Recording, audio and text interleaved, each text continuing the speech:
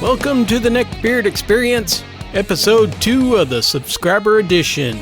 I just wanted to throw in there real quick. Check out my new merch. I made some improvements and added a few more products. So I hope you enjoy those. If you want to check those out, I've got a link in the description. Thank you very much to the subscribers for these stories. I hope you all enjoy. And without further ado, let's get started.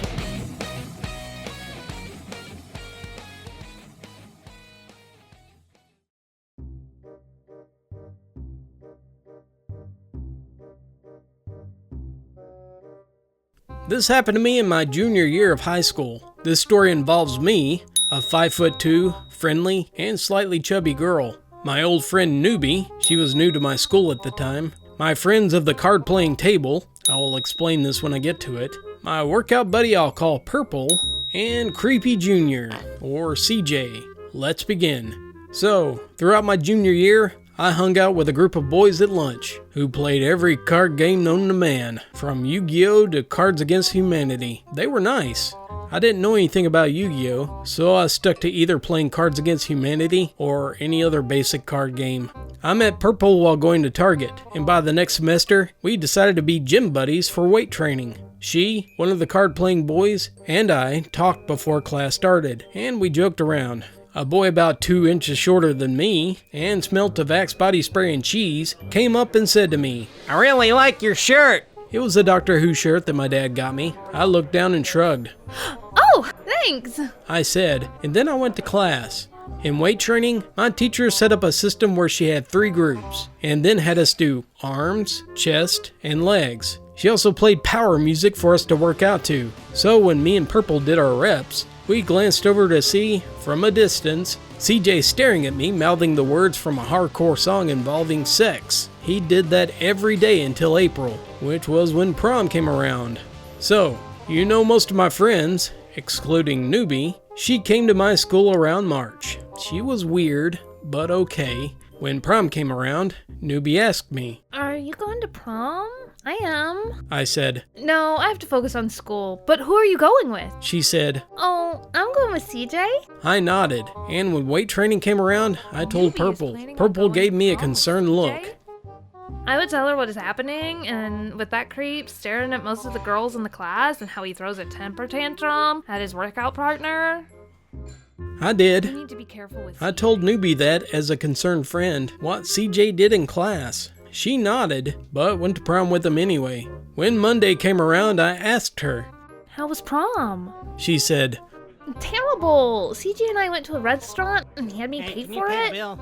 And then we went to the prom. He ran off to flirt with some other girl. You're looking fine tonight." I kept quiet until one of our friends came out. "What's up? Are you okay?" I explained what happened, and he said, "I'll talk to CJ." Thankfully, that was the last time I ever encountered CJ.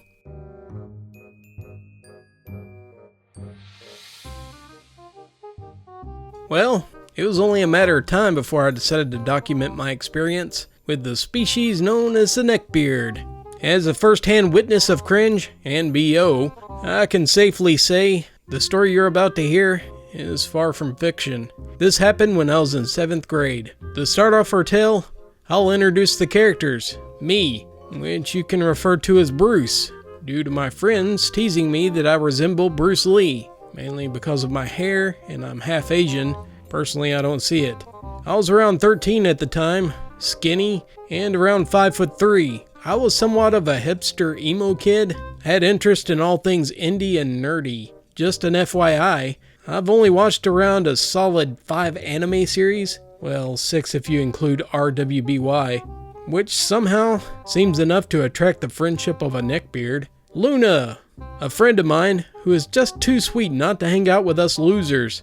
She wears glasses, is kinda chubby, and honestly, one of the nicest people you'll ever meet. She's Chinese, and has a love for anime, which makes her a prime target for neckbeards. Jackal, another one of my friends. He's named after his Rainbow Six main.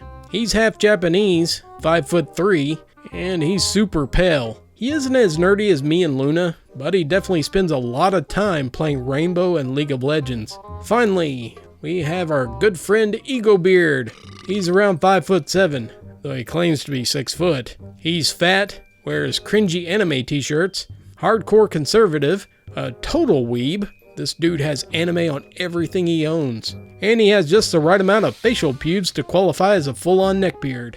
As the name implied, Beardy has a huge ego. It would shatter immediately upon the slightest negative remark. Seriously, he talks a ton of trash, but as soon as you make a joke back, he starts getting defensive, and he tries to prove how much of a man he is.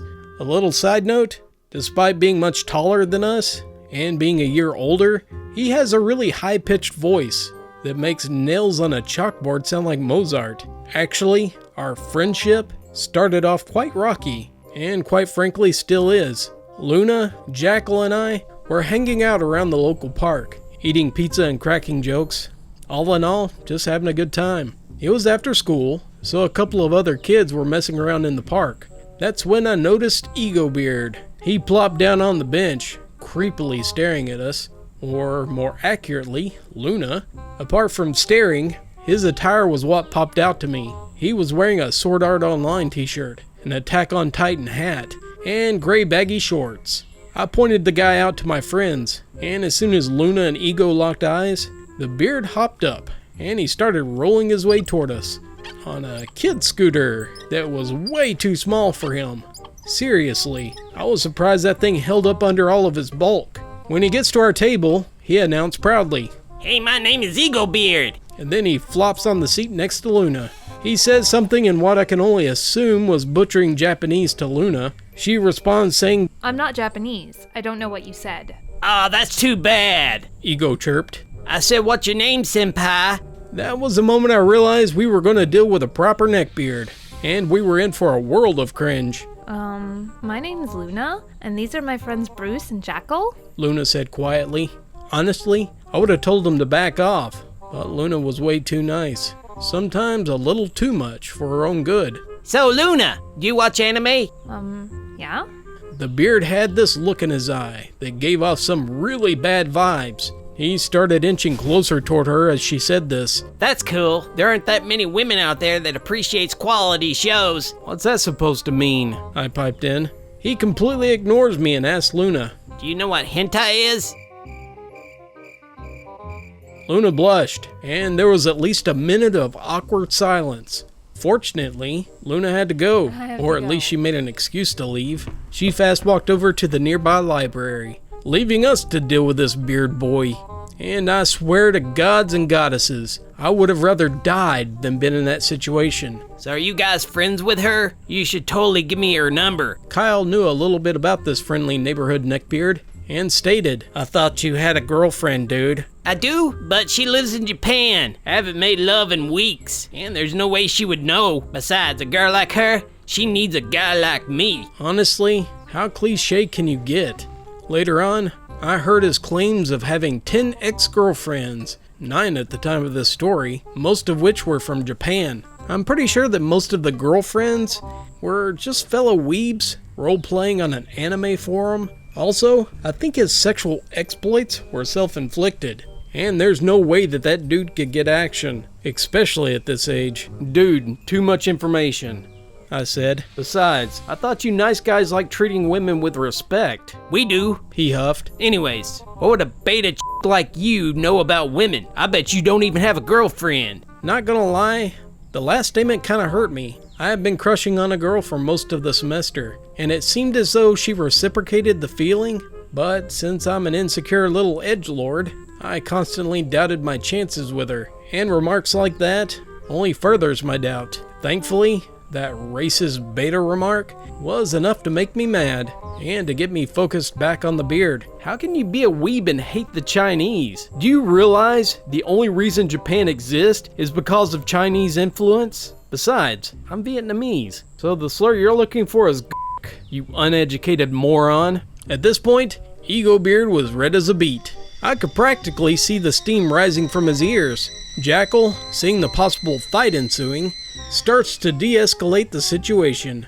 Thankfully, being a friend of a friend, Ego Beard let me off with a warning. I say thankfully because I'm not scared of getting into a fight with this guy. I could easily kick his arse, despite being a scrawny geek who spends most of his time indoors. I didn't want the possibility of this blob of a man falling on me and being crushed by the weight of a baby rhino. Oh, in case you were curious, that warning went something like this. Fine, Jackal, but only because you know him. If you weren't his friend, I'd destroy him. I'm a champion in my wrestling team. I would defeat him in a duel if it came to it. I rolled my eyes and gave him the finger. He sneered and hopped on his scooter. Then he rode his way into the sunset. Alas, this wasn't the last time I encountered this heinous creature. Far from it, in fact. Later on, he managed to infect his way into our little group, which came with several eons of pain and suffering. But those stories are for another time. I hope you peeps enjoyed. Remember, stay safe out there. It's a cringy, dewy world out there.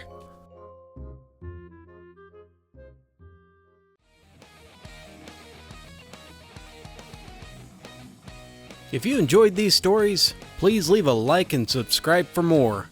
All stories from Reddit and other external sites are linked in the description below. If you have any stories you'd like to share, you can send it to my email at funwithfailure@gmail.com. The link is in the description.